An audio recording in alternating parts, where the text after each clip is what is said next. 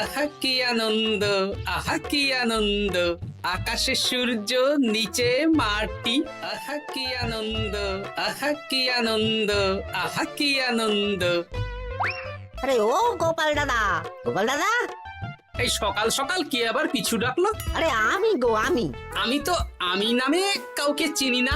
আর তুমি একটু পেছন ফিরে তাকাও তো। আমি তো সামনে যাচ্ছি, পেছনে তাকাবো কেন? ঠিক আছে, তাহলে আমি তোমার সামনে আসছি।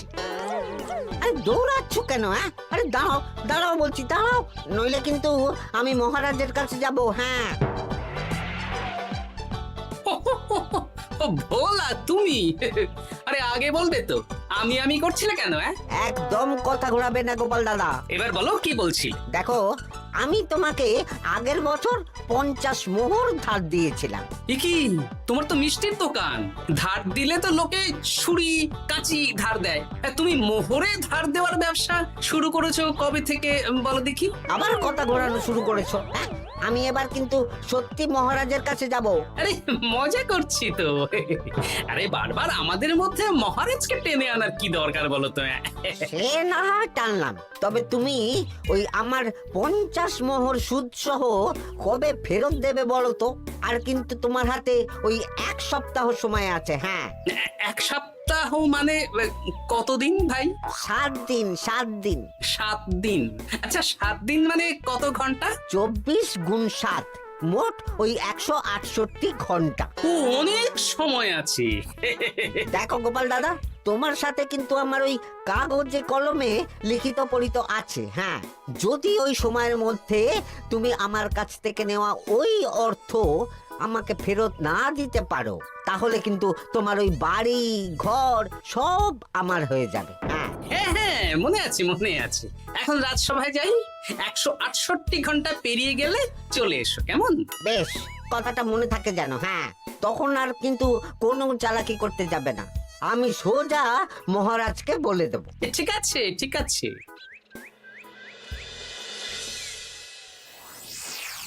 দেখুন মহারাজ, নিজের চোখেই দেখুন, সবাই হাজির, শুধু গোপাল ধা। সত্যি গোপাল ইদানিং আবার দেরি করে আসা শুরু করেছে। ওকে আচ্ছা করে ধোলাই দিন, তাহলেই চলে আসবে। কাজের কাজ তো কিছু করে না, শুধু বসে থাকে, তাতেও এই। যা বলেছেন মন্ত্রী মশাই। আমার মতে গোপালকে রাজসভাতেই বেঁধে রাখুন, তাহলে আর বাড়িতে যেতেও হবে না, আর দেরি করে আসবেও না। রোজ রোজ গোপাল করে রাজসভায় আসতে দেরি, তাই এবার তার পায়ে পড়াতে হবে বেড়ি। এই তো মহারাজ চলে এসেছি। আর বলবেন না, রাস্তায় ভোলা ময়রা চেপে ধরেছিল। থাক, আর অজুহাত দিতে হবে না। নেহাত ভাগ্যের জোরে এই রাজসভার চাকরিটা পেয়েছিল। হ্যাঁ, মহারাজ ভালো মানুষ, তাই তোমাকে পুষছেন। আচ্ছা আপনি কি বলতে চাইছেন কি? আমি বলতে চাইছি যে মহারাজ যদি তাড়িয়ে দেন, তাহলে তোমার কি কিছু করে খাওয়ার যোগ্যতা আছে গোপাল? আপনার নিজের যোগ্যতা আছে? আছে বলেই বুক ফুলিয়ে বলছি। হ্যাঁ, মন্ত্রী এটা একটা ভালো প্রসঙ্গ তুলেছে। আমার রাজসভার সকল সভাসদদের বলছি, যদি কোনো কারণে তোমাদের চাকরি চলে যায়, তাহলে তোমরা কি করবে একবার ভেবে দেখেছো? না মহারাজ, ভাবনাটা আমি সঠিক সময় কাজে লাগাই, ওই অকারণে ভেবে মাথা খারাপ করতে চাই না। হ্যাঁ, আহা, রাজসভার চাকরিটা তো তোমাদের পেশা। এই পেশার বাইরে তোমরা কে কি করতে পারবে? দেখুন মহারাজ, আমি তো ভেবেই দেখেছি যে যদি রাজসভার চাকরি না থাকতো, তাহলে আমি ব্যবসা করতাম। আমি মহারাজ যদি বিজ্ঞানী না হতাম, তাহলে শিক্ষা দান করতাম। আমি তো ছবি আঁকতাম, কলম না থাকলে আমি তুলি ধরবো। আমি কামারশালায় কাজ করতাম। আমার তো ছোটবেলায় মূর্তি বানানোর শখ ছিল, আমি মৃৎশিল্পের কাজ করতাম। কি গোপাল, এবার তুমি বলো। সবাই তো কিছু না কিছু বিকল্প ভাবনা চিন্তা করে রেখেছে। দেখুন মহারাজ, অনেক ভেবে দেখলাম আমার কাজ তো ভাড়ামো, তাই আমি লোক হাসিয়েই পয়সা রোজগার করব। আর বিশেষ কোনো গুণ তো আমার মধ্যে খুঁজে পাচ্ছি না মহারাজ। বেশ, আমি একটা ছোট্ট পরীক্ষা নেব। আজকের পর থেকে আগামী 7 দিন, আর এই 7 দিন তোমরা তোমাদের যা মন চায় সেটা করে রোজগার করবে। আমি তো খেতে ভালোবাসি। তাহলে খাবে। গোপাল হয় মুখ খুলে থাকে, নইলে চোখ বন্ধ করে। ও শুধু দুটো কাজই ভালো করতে পারে। আর সপ্তম দিনের শেষে বিচার হবে কে কত রোজগার করেছে। যার রোজগার সবচেয়ে বেশি হবে তাকে আমি দেব 100 মোহর উপহার। আর মহারাজ, যে সবচেয়ে কম রোজগার করবে তার বেতন থেকে আগামী 10 মাস 10 মোহর করে কাটা হবে। কি রাজি তো? হ্যাঁ, রাজি রাজি। আমি জানি যে গোপাল ফুটো করিও রোজগার করতে পারবে না, তাই গোপালই হারবে। বেশ, আর যদি অন্য কেউ হারে? তাহলে আমি নিজের বেতন থেকে তাকে আগামী 10 মাস 10 মোহর করে দেব। ব্যাস, এবার তোমরা কাজে লেগে পড়ো।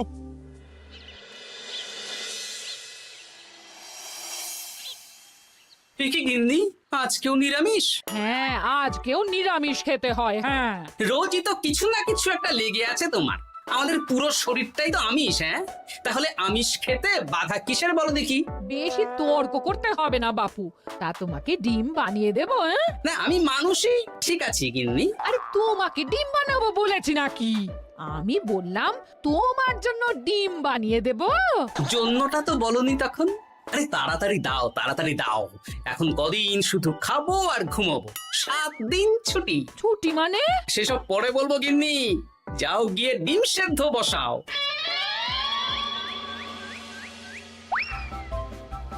আরে করছোটা কি? বাড়িতে যা মোহর আছে সব তুলে কোথায় নিয়ে যাচ্ছ? আড়ত বাজারে। কেন কেন? তুমি আড়তে গিয়ে কি করবে? আড়তটাই কিনে নেব। কেন? তাহলে খোলা বাজারের সব ব্যবসায়ী আমার কাছে আসতে বাধ্য হবে, আর আমি ভালো মুনাফা রেখে সব বিক্রি করব। এ কি? রাজবাড়ি সুখে চাকরি ছেড়ে দিলে নাকি? না না না, এখন 1 সপ্তাহ ব্যবসা করে মহারাজের কাছে আমার যোগ্যতা প্রমাণ করব। সব পরে বুঝিয়ে বলবো। হ্যাঁ, আমি আপনাকে সব শিখিয়ে দেব। তাহলে ভাই ওই আগামীকাল সকাল থেকে কাজে লেগে পড়বো, কেমন? তাহলে বুঝতে পারলেন তো যে কি করতে হবে? হ্যাঁ হ্যাঁ জমিদার মশাই, কবিতা লেখা যেমন আমার পেশা, তেমনি চিত্রশিল্প আমার নেশা। তাহলে তো আর কোনো চিন্তাই নেই। আশা করি খুব সুন্দর ছবি আঁকবেন। আপনি 1 সপ্তাহ পর এই মন্দির চিনতেই পারবেন না। এই নিন আপনার জন্য 50 মোহর অগ্রিম। মন্দিরের চিত্রকলা শেষ হয়ে গেলে আরো 50 মোহর দেব, ঠিক আছে? বেশ।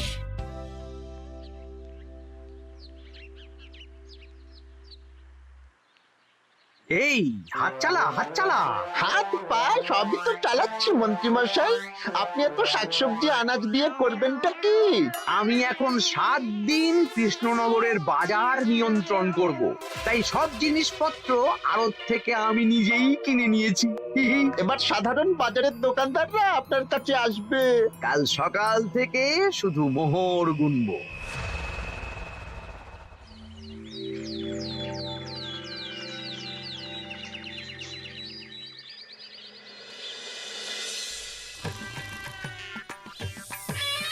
আরে এত বেলা হয়ে গেল, আর কত পড়ে পড়ে তুমি ঘুমোবে?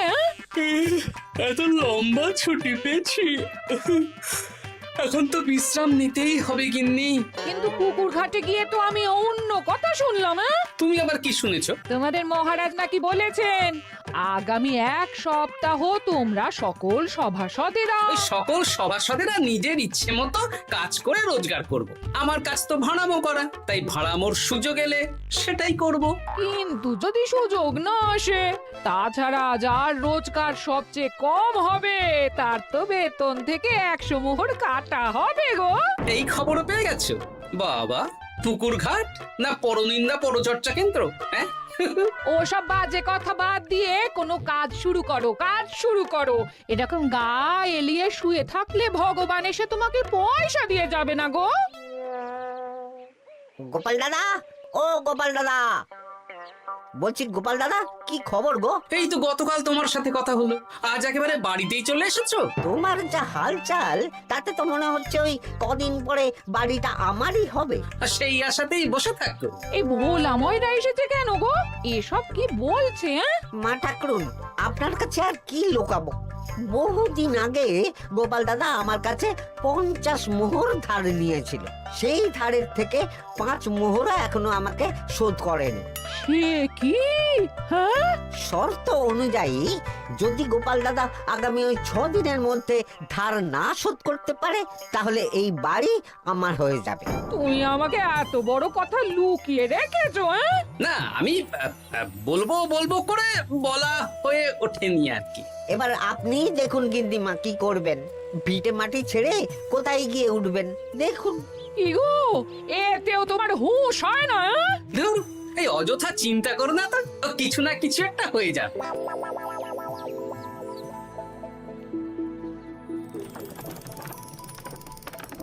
বাবা পণ্ডিত মশাই, আপনি তো এর মধ্যেই কাজ শিখে গেছেন। আমি তো ছোট থেকেই মাটির পুতুল বানাতে ভালোবাসতাম। বিভিন্ন দেবদেবীর মূর্তি নিজেই বানাতাম, তারপর পুজো করতাম। আমার পরম সৌভাগ্য আপনার মতন পণ্ডিত মানুষ আমার কুমোর শালায় কাজ করছেন। কোনো কাজই তো ছোট নয়। সত্যি সভাকবি মশাই, আপনার তুলিতে জাদু আছে। কি সুন্দর কারুকার্য। সবই আমার মা বাবার দান।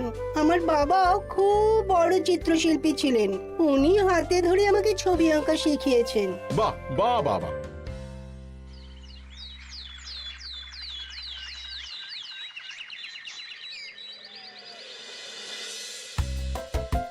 এই যে পুটি, আজকে তো একটা মজার জিনিস শেখাবো। কি জিনিস? নয়ের নামটা তো তোরা পড়েছিস, হ্যাঁ, বল তো। 9 একে 9, 9 দুগুণে 18, 3 9 27, 4 9 36। ঠিক আছে ঠিক আছে, এবার থাম। পুরো মুখস্থ।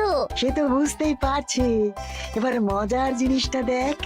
9 কে 9, 9 দুগুণে 18, 18 মানে কি? 1 10 8। হ্যাঁ, এবার 1-এর সাথে 8 যোগ কর, কত হয়? 9 3 9 কত? 27। 2-এর সাথে 7 যোগ করলে কত হয়? 9 36-এর 3-এর সঙ্গে 6 জুড়লে 9। আরে বাস, দারুণ তো। হ্যাঁ হ্যাঁ। সত্যি বিজ্ঞানী মশাই, আপনি কি সুন্দরভাবে পড়া বোঝান। এটা তো আমার নেশা।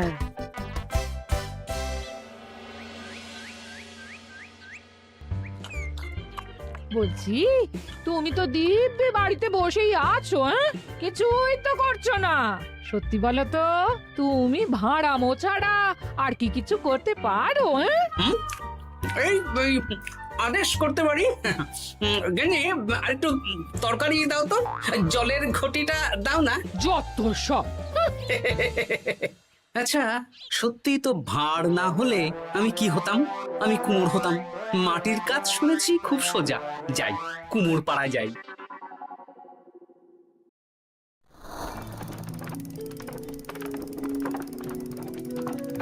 আমার কি সৌভাগ্য, রাজসভার দুজন সভাসদ আমার সঙ্গে কাজ করছে।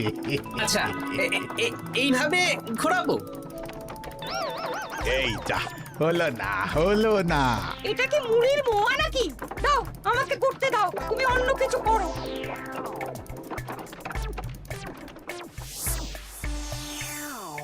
বলো গোপাল দাদা, কি দেবো? মুড়ির মোয়া, তিলের নাড়ু? আমি কিনবো না গো, বানাবো। হ্যাঁ, কি বানাবে? ওই মুড়ির মোয়া। কদিনের জন্য আমার একটা কাজ দরকার, বুঝলে? তা বেশ, তাহলে এসো, এই পিছনেই আমার কারখানা, গুড় মুড়ি সব রাখা আছে, বানাও।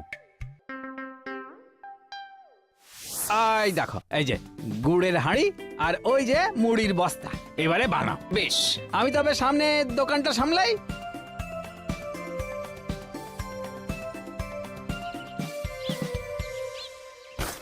কিসের আওয়াজ হলো? আরে আরে আরে, এ কি করলে গোপাল দাদা?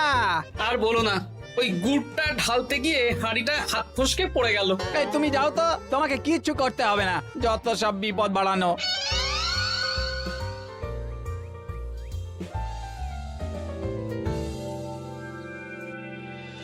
তোমার দ্বারা কিছুই হবে না। হ্যাঁ, সত্যি তো, আমার দ্বারা যে কিছুই হবে না গিন্নি। তাহলে তুমি করবেটা কি?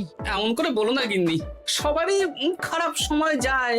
আর খারাপ ভালো, যে সামান্য মুড়ির মোয়া বানাতে পারে না তার মুখে এসব মানায় না, মানায় না। এদিকে বাজারে সবজির দাম হু হু করে বেড়ে গেছে। হ্যাঁ তাই নাকি? বলি তুমি জানবে কি করে? কদিন তো শুয়ে বসে আছো, আমি তো বাজার দোকান করি। মন্ত্রী মশাই এখন আড়ত সামলাচ্ছেন আর সাধারণ বিক্রেতাদের চড়া দামে বিক্রি করছেন। হ্যাঁ, ও বেটা জীবনে শোধরাবে না। উনি তো তাও ছলে বলে রোজগার করছেন গো। আর তাছাড়া অনেকে পথে গান শুনিয়েও রোজগার করেন, সেটাও তো তুমি পারবে না। হ্যাঁ, এই তো পেয়েছি। 6 দিনের মাথায় তো রাজসভায় একটা বৈঠক হবে, সেদিনই আসল মজা জমবে। কিসের মজা গো? হ্যাঁ, সেটা সেদিনই বুঝতে পারবে।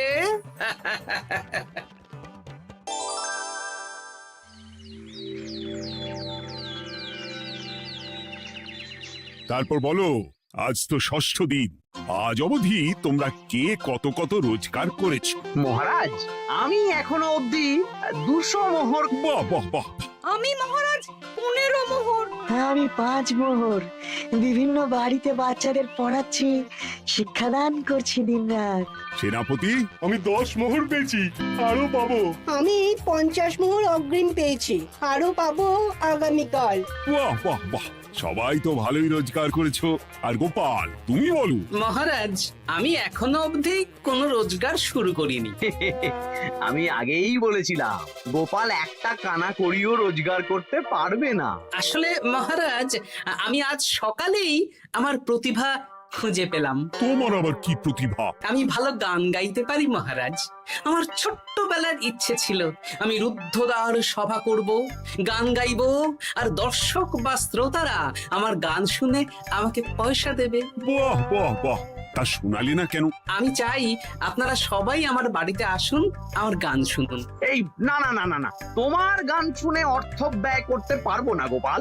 যদি শোনাতে হয় তো বিনামূল্যে শোনাও। তুমি ভেবেছো কায়দা করে গান শুনিয়ে রোজগার করবে?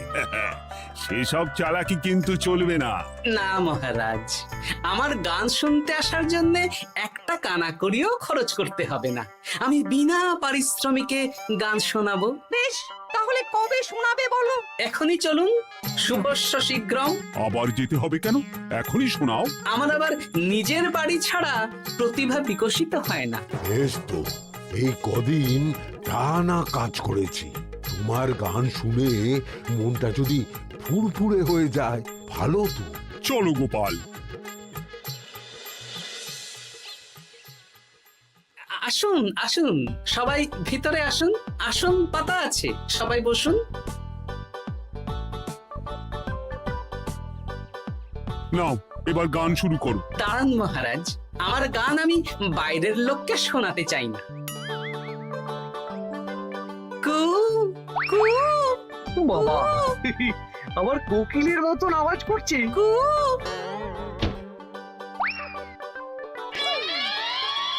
নাও নাও, শুরু করো।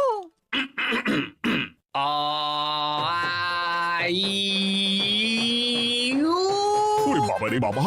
আরে এত চিৎকার করছো কেন? থামো থামো থামো! এটা ভালো লাগছে না, অন্য গান শোনাচ্ছি তাহলে। আকাশে মেঘে বাতাসে বায়ু, জ্যোতিষী বলেছে আমার 100 বছর আয়ু। আরে থামো থামো, আরে কান ঝালাপালা হয়ে গেল। না, থামতে আমি পারবো না, গান শুনতেই হবে। ওরে ওরে বাবা রে বাবা, এই কানে তালা লেগে গেল, আমি পালাই। পালাতে পারবেন না, বাইরেও তালা দেওয়া আছে। বাইরে তালা খুলতে বলো। বাইরে বেরোতে হলে প্রত্যেককে 100 মোহর দিতে হবে। আমরা তো আগেই বলে দিয়েছি, তোমার গান শোনার জন্য কোনো পয়সা দিতে পারবো না। এটা তো গান শোনার জন্যে নয়, বাইরে যাওয়ার জন্যে। আমার গান শুনতে আসার জন্যে কোনো অর্থ লাগে না। গান শুনে বাইরে বেরোতে গেলে অর্থ লাগবে, জনপ্রতি 100 মোহর মাত্র। কি জ্বালাতন! হয় দিন, নইলে আবার শুরু করছি। থামো থামো। আপনারা কি সবাই দেবেন না এখানেই থাকবেন? এই আমার কাছে এখন 50 মতন মোহর আছে। আমার কাছে 5 মোহর আছে। সে আমি লোক পাঠাচ্ছি আপনাদের সবার বাড়িতে, পুরো অর্থ পাবো, তারপর সবাইকে ছাড়বো। আচ্ছা, এটা কি ঠিক করলে গোপাল? দেখুন মহারাজ, আমি কথা নিয়ে খেলি। সব সভাসদেরা 6 দিন খেটে যা না রোজগার করেছে, আমি শুধু বুদ্ধির জোরে আর ভাড়ামো করে ঘন্টা খানিকের মধ্যে তার থেকে বেশি রোজগার করে নিলাম। যদিও এখনো একদিন সময় আছে। সত্যি গোপাল, তোমার বুদ্ধির জবাব নেই। মন্ত্রী মশাই, যে সবচেয়ে কম রোজগার করবে আপনাকে কিন্তু তাকে আগামী 10 মাস 10 মোহর করে দিতে হবে। হ্যাঁ নয় হ্যাঁ, এরকমই তো তুমি মুখ বড় করে বলেছিলে। গিন্নি কই গো, ভোলাকে ডেকে আনো, ওর ধার আজকেই শোধ করে দেব। হ্যাঁ যাচ্ছি। হ্যাঁ, আমরাও যাচ্ছি। গোপাল, কালকে রাজসভায় এসে তোমার পুরস্কারের অর্থটাও নিয়ে যেও। সে তো নিশ্চয়ই।